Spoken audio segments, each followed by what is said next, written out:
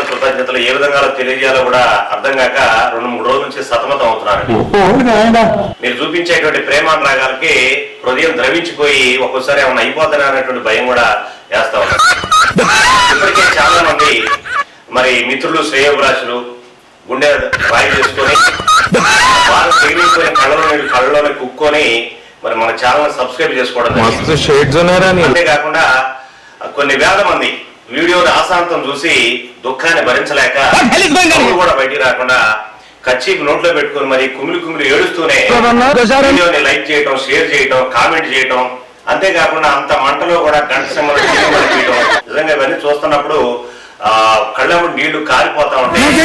ఈ విధంగా కృతజ్ఞతలు తెలియజేసినా కానీ తక్కువే. కాబట్టి మీ అందరికి కూడా మరొకసారి ధన్యవాదాలు కృతజ్ఞతలు తెలియజేస్తూ మరి ఆ విషయానికి వచ్చినట్టయితే ఎటుగా కూడా ఎగ్జిబిషన్ పోతే ఎక్కాలిగా తెలిపినట్టుగా నా దరిద్రానికి ఎలాగో దారి తెన్ను లేదు. మీరన్నా ప్రశాంతంగా ఉంటారంటే మరలా చెప్తూ ఉండగానే టయానికి చేతితో పట్టుకొని కూర్చున్నారు ఫోన్. మీరేమన్నా అనుకోండి, తలలో పేను చేతిలో ఫోను ఉన్నాడు సుఖపడ్డట్టు చరిత్రలో ఎక్కడా లేదండి. ఎందుకంటే షాంపూలు వాడో కుంకుడుగా వాడో లేదా పూర్తిగా బోడుగుండు కొట్టించుకోనో పేరు లేకుండా చూసుకోవచ్చు, కానీ చేతిలో ఫోన్ లేకుండా చూసేటువంటి పరిస్థితి మనకు కనపట్లేదండి. ఈ రోజు మనం అబ్జర్వ్ చేస్తే హోంవర్క్ చేసుకునేటువంటి స్కూల్ పిల్లల దగ్గర నుంచి పెన్షన్ తీసుకునే పెద్దవాళ్ళ వరకు ఫోను పడిపోవడానికి మరి దాంట్లో ఏముందో ఏమో తెలియదు, కానీ ఓ చేతితో ఫోన్ కొట్టుకోవడం, ఏళ్ళతో నొక్కోవడం ఇదే సరిపోతాం. అరే బడికి పోయిన ఫోనే, గుడికి పోయిన ఫోనే, కూర్చున్న ఫోను, నుంచున్న ఫోను, పడుకున్న ఫోను, ఇల్లు ఉడిచేటప్పుడు ఫోను, బట్టలు ఉతికేటప్పుడు ఫోను, గిన్నెలు తోమేటప్పుడు ఫోను. అంతవరకు బాగానే ఉందండి. బాత్రూమ్ లో ఫోన్ ఎందుకంటే నాకు అర్థం కాదు. నాకు తెలిసినంత వరకు ప్రపంచంలో ప్రశాంతంగా హాయిగా ఉండేది బాత్రూమ్. అక్కడ కూడా ఫోన్ ఎందుకండి?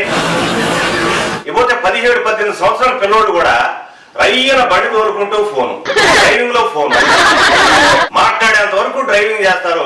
మాట్లాడటం అయిపోయిన తర్వాత డ్రైవింగ్ ఆపేసి బండి పక్కన పెట్టి సిగరెట్ తాగుతారు. ఏం చేస్తుందో ఎడిపోతుంది అర్థం కాదు. అందుకే మా తాతగారు ఎప్పుడో మాట అంటుండేవాడండి, చేతిలో ఫోను, బ్యాంకులో లోను, ఎలకల బోను, ఈ 3 కూడా ఒకే కోవకు సంబంధించినరా. ఒక్కసారి లోపలికి పోతే మళ్ళీ బయటికి రాకపోతే లాక్ పడిపోద్ది, గిల కొట్టుకోవడం తప్ప ఏం చేయలేమంటే అప్పుడు నాకు పెద్దగా అర్థం కాలేదు, కానీ ఇప్పుడు కొద్దిగా అర్థం. మరి లేకపోతే ఏంటండి, మతి స్థిమితం లేనోళ్ళు లేకపోతే ఎర్రగడ్డలో ఉన్నోళ్ళు పిచ్చిగా గోక్కోవడం, ఎర్రెర్రిగా మాట్లాడటం, నవ్వుకోవడం, తమలో తాను మాట్లాడుకోవడం చేస్తా ఉంటారు. మీరు అబ్జర్వ్ చేస్తే ప్రతి ఒక్కళ్ళు చెవులో ఇయర్ ఫోన్స్ పెట్టుకోవడం, చేతిలో ఫోన్ పట్టుకోవడం, పిచ్చిగా నవ్వటం, తమలో తాను నవ్వుకోవడం, మాట్లాడుకోవడం, ఎర్రిగా చూడటం, పిచ్చి చూపులు చూడటం, మనం ఏదైనా అడిగితే పెద్దగా సమాధానం చెప్పడం, ఏదో మనకి చెవుడు ఉన్నట్టు. అంత ఎందుకంటే మమ్మీ మధ్య మా పాప క్యారేజ్ ఇవ్వడానికి స్కూల్కి వెళ్ళారండి. స్కూల్కి వెళ్తే ఒక టీచర్ చక్కగా లెసన్ చెబుతా ఉంటే చాలా అద్భుతంగా ఉంది, ఎవరని చెప్పేసి అక్కడ ఆగితే అది 10th క్లాస్ రూమ్ అనుకుంటా, బహుశా కిటికీ కూడా చూస్తుంటే చక్కగా వివరిస్తున్నాడు. మరి దేశ భవిష్యత్తు తరగతి గదిలోనే నిర్దేశించబడుతుంది అనేది పుస్తకాల్లో చదువుకున్నా కానీ ఎప్పుడు చూడలేదు, అక్కడ ప్రత్యక్షంగా కనపడుతుందని చెప్పేసి ఒక్క నిమిషం ఆగితే మరి దేశ భవిష్యత్తు ఏమో కానీ ఆ టీచర్ భవిష్యత్తు కూడా నాకు అక్కడ అర్థమైపోతాం. స్ట్రక్చర్ ఆఫ్ ఆటమ్, పరమాణు నిర్మాణం. According to Rutherford's model the atom has a spherical in shape and mostly hollow అన్నాడు. పరమాణు గోళాకృతిలో ఉంటుంది, చాలా భాగం ఖాళీగా ఉంటుంది.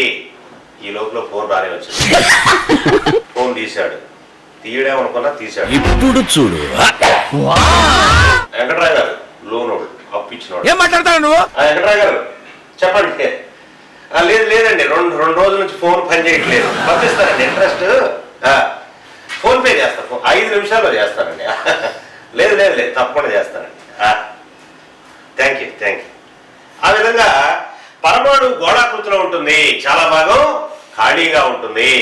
మొత్తము ధనావేశము మరియు భారము పరమాణు కేంద్రకంలో అత్యంత సూక్ష్మ ప్రదేశంలో ఇమిడి ఉంటుంది. దాన్నే పరమాణు కేంద్రకం అంటారు. అకార్డింగ్ టు రోజు మళ్ళీ రానే వచ్చిందండి. హలో, వాడు మిస్సెస్ అండి. చెప్పమ్మా. టిఫిన్ క్లాసులో ఉన్నానమ్మా, దోశ తిన్నా, అష్ట దరిద్రంగా ఉన్నట్టు. నా నోట్లో తీసి నోట్లో పెట్టినట్టు. నీకు దండం పెడతా, చట్నీ కూడా వేసుకున్నా వేరే వాళ్ళకి ఎవరికి ఇవ్వలేదు. ఓకే, క్లాసులో ఉన్నా, మళ్ళీ చేస్తా. ఆ విధంగా పరమాణు గోళాకృతిలో ఉంటుంది, చాలా భాగం ఖాళీగా ఉంటుంది. The total mass and positive charge presented in the center of the atom, that is called nucleus. ఈ లోపల మళ్ళీ బ్యాంక్ వాళ్ళండి లోన్. HDFC okay. లేదండి, పర్సనల్ లోన్ ఉందండి, నాకుంది, ఆల్రెడీ ఉంది. హౌసింగ్ లోన్ కూడా ఉందమ్మా, సివిల్ బాగానే ఉంది, అవకాశం లేదు నాకు. మిస్సెస్ కూడా ఇద్దరు కదమ్మా. పెద్దవారికి కూడా లోన్ ఉందమ్మా. అవును, పెద్దవారి లోన్ పెట్టే చిన్నవారికి బంగారం చేయించినాం. ఇప్పుడు ఆమె పెట్టే నేను క్లాస్ లో ఉన్నాను, మళ్ళీ చేస్తాను ప్లీజ్. ఆ విధంగా the total mass and positive charge presented in the center of the atom, that is called nucleus. The remaining electrons are revolving around the nucleus as compared to మస్తు షేడ్స్ ఉన్నారా. Credit కార్డులు ఉన్నాయమ్మా, నాకు 2 ఉన్నాయి, bill pending ఉంది, నాకు తెలుసు, నేను కడతానన్నాను కదా, నాకు తెలుసు కదా, దాని డేట్ ఎప్పుడు ఏంటంటే నాకు తెలుసు ఆల్రెడీ. మినిమం అమౌంట్ కట్టాను. The total mass and positive charge present in the center of the atom, that is called nucleus. The electrons are revolving. మళ్ళీ వెంకట్రావు గారు కొడతలని చెప్పారు కదండి, కాస్త క్లోజ్ లో ఉన్నా ఇక్కడ. అసలు ఏమను ఏం చేసుకుంటారు మీరు, ఏం చేసుకుంటారు? ఈ విధంగా పిల్లోడు గడగడగడగడలు ఆడిపోతున్నారండి అక్కడ.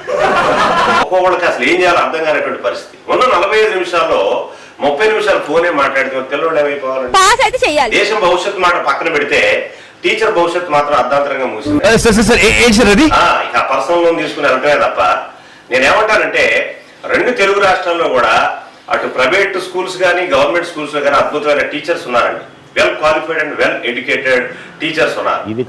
100కి 99% మంచి టీచర్స్ వర్క్ చేస్తా ఉన్నారు. ఈ ఒకళ్ళిద్దరు ఎలాంటి క్యారెక్టర్స్ వల్ల మరి చాలా ఇబ్బందితో ఉండేటువంటి పని, టీచర్ జాతికే కొద్దిగా నష్టం జరిగేటువంటి పని ఉంది. కాబట్టి దయచేసి అర్థం చేసుకోండి. వీడు మాకు ఇచ్చేది ఏంటి మెసేజ్ అన్నా, నేను చేసేది ఏం లేదు. కూర్చో ఫోన్ చొక్కా అన్నా కానీ నేను చేసేది ఏం లేదు. కాకపోతే మళ్ళీ వీడియో అయితే తీయాల్సిందే తప్పకుండా.